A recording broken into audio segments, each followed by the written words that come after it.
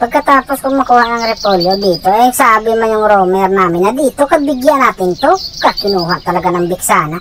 Tapos lumuoy talaga yung tao ko kay Atlas. Bakit naman yung taon siya nataranta? Yung flicker niya, tinulod siya. Yung alimasag lang naman sana yung bala ko dito. Kaso naamnes Julian.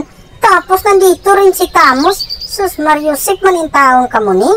Hindi mo na ako sumukol sa inyo kasi pag mahinaykan ko kayo baka sabihin nyo madaya ako. Wala akong balak masaktan kayo. Kaso parang gusto nyo naman talaga. Ay, sige, pagbigyan ko kayo sa gusto nyo. Nya karon tanawag na unsa ka mo diha. Mas pinili nyo kasing masaktan kaysa bumakyard na lang. Nya karon tanawa. Tapos yung blong mananap mo dito, makukuha ko pa. Sus, Marusip, di ba? Laking kalugi sa imo, ha? Pagong naman sana talaga bala ko dito. Kaso nakita ko man yung Leslie. Nagunot-unot man yung room ko. Sus, Mariusip, nabunalan ko pa yung taon yung alimasag na yun. Pero it's a prank lang yun. Kunyari, makakatakat yan si Leslie na yan. Pero never kung ibigay yun sa kanya mga doy. Iatid, pwede pa siguro. Nadamay pa yung taon yung Atlas kasi sinulod ko na talaga sa balayan niya. Pero nadali pa rin talaga yung taon siya. Yan kasi ang sinasabing, ingat, baka mahinaykan ka. Sabi ng roamer ko dito na, tabangan niyo ko. Kaya sabi ko rin, sige, paghulat lang diha, ug kaya pa ni mong umantos, nandyan ako. Hintayin mo talaga ako?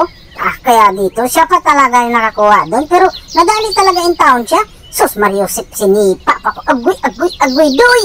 Buti na lang talaga, nakapag-sidestep pa tayo doon. Kinulata ko muna yung tore nila dito para maguba lang, hindi tayo puro kill lang. Sus, Mariusip, nandyan na pala sa lubot ko yung Julia na yun.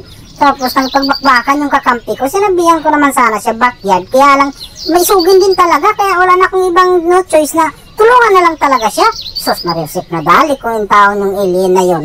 Tapos dito, nagpanggap yung taon ng Julia ng tanglad. Ay, nakita na kita doy. Alam mo bang may third eye ako? Ito, sureball to. Ibigay niya sa akin yung minyak na yan. Sus, kinuha manoon nila si Leslie. Minyak na yun, nakaplanado na yun eh.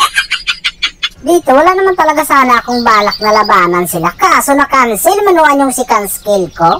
Siguro, planado din talaga yung tao ng mga kalaban yun. Sus, Mariusip, nahurot mamiyatong higayo na hinuan di ay.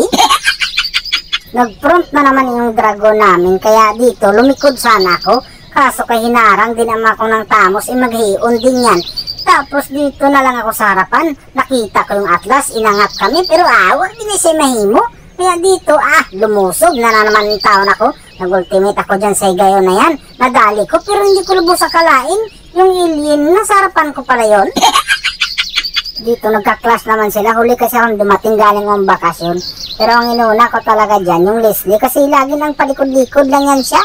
Sus, Mariusip, kawawa yung mga kalaban.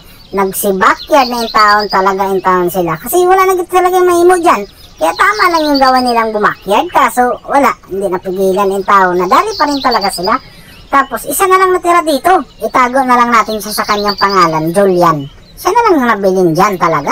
Pero nadali pa rin talaga kasi sumukol pa rin naman siya. Kaya happy ending, magkasama yung taon silang 5. Kaya narinig ko na naman yung victory!